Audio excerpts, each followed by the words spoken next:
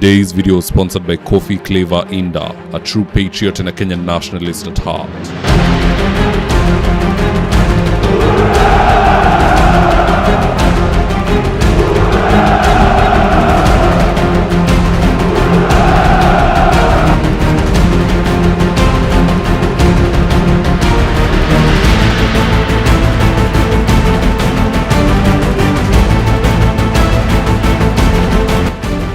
Stand by for debrief in 3, 2, 1. When Prophet Moses Kuria speaks, Kenyans need to consider listening, because this is the same guy who predicted that Ruto and Raila will work together long before it was fashionable for them to do so. Just listening to this. Another prediction. Raila Odinga and William Ruto will work together.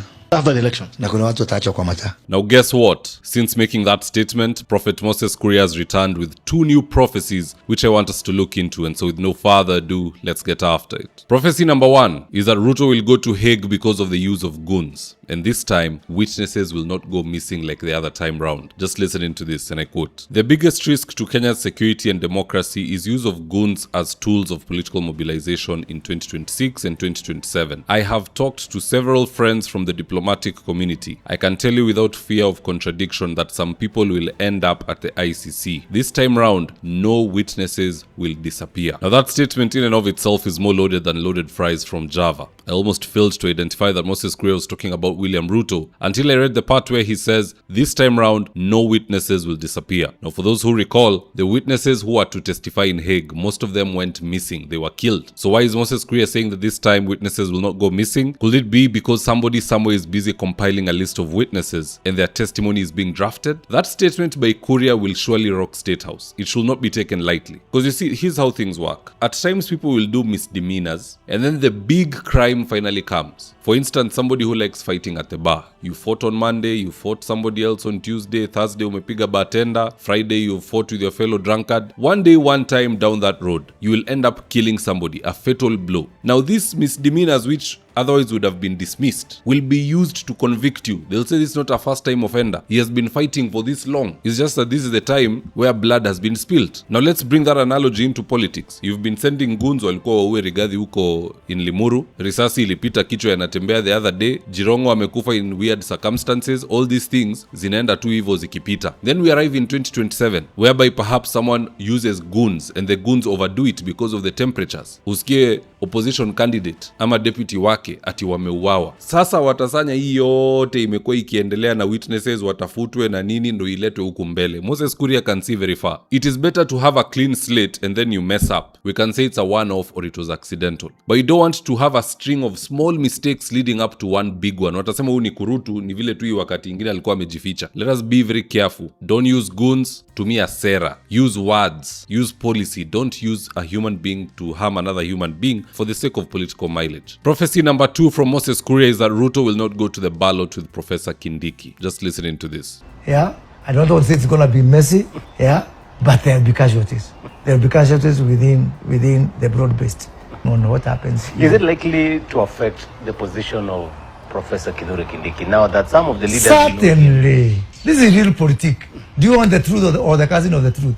The truth. Certainly. Certainly there's going to be casualties. And he is likely to be one of the casualties. Yes. Certainly. Now why is Moses Kuria suddenly saying all this? I think that much everybody knows. Hata Kindiki anajua arudi kwa debe na Ruto. And Ruto was very clear with him from the get-go. Which is why in the earlier days of Kindiki's stint as deputy president, he was saying whether he serves till 2027, wengine endelee or yeye endelee, it doesn't matter. He used to say that a lot. I believe he knew. He was told from the beginning that, look, wewe utashikilia Gachagua, I might continue with you, I might not. So that's not the issue here. My issue is, why is Moses Kuria suddenly saying all this? He's suddenly looking anti-government. What could be the cause? Number 1, it's a change of tactic.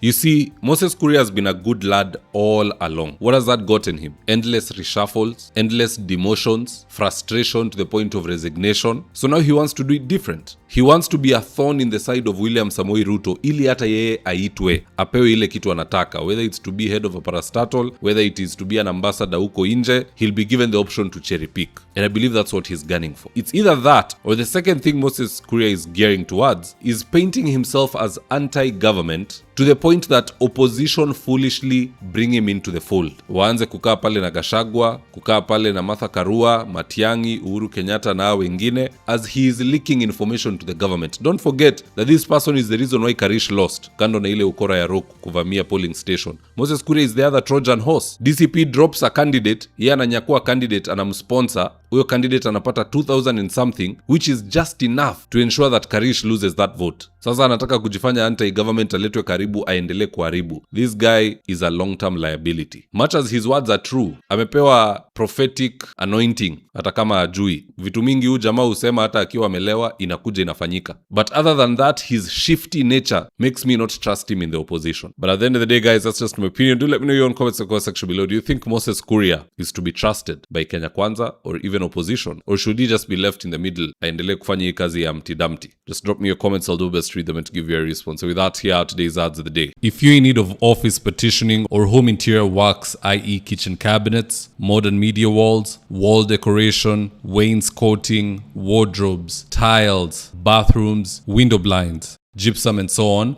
reach out to Suima's Interiors at 07170 443 or info@suimas.co.ke, and they'll get all your needs sorted out. Whatever it may be, all interior works, these guys are the best at it. If you're in need of electrical wiring, solar installation, or electrical fittings such as strip lights, snake lights, downlighters, or chandeliers, contact Engineer Wycliffe at 0707 476602 and he'll get your house dapped up.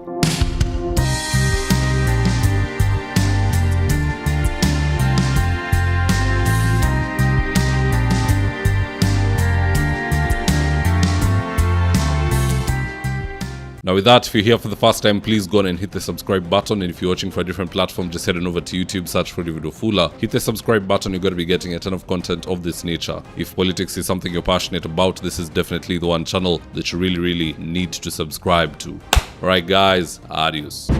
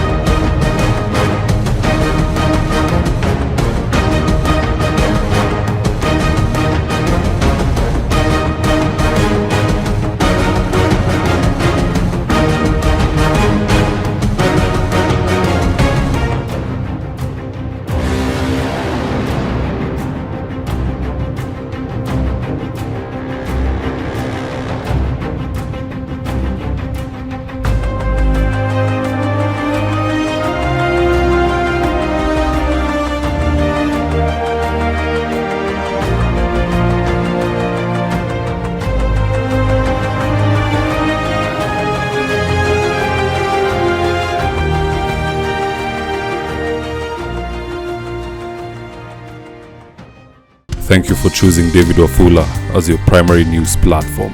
We put countless hours in research, recording, and editing. By showing up each and every day to watch our videos, you encourage us to generate more videos for the viewers. We are on a mission to inform, educate, and build a better tomorrow. To our thousands of followers in a world full of presidents, kings, and queens, you are the real gem. Adios.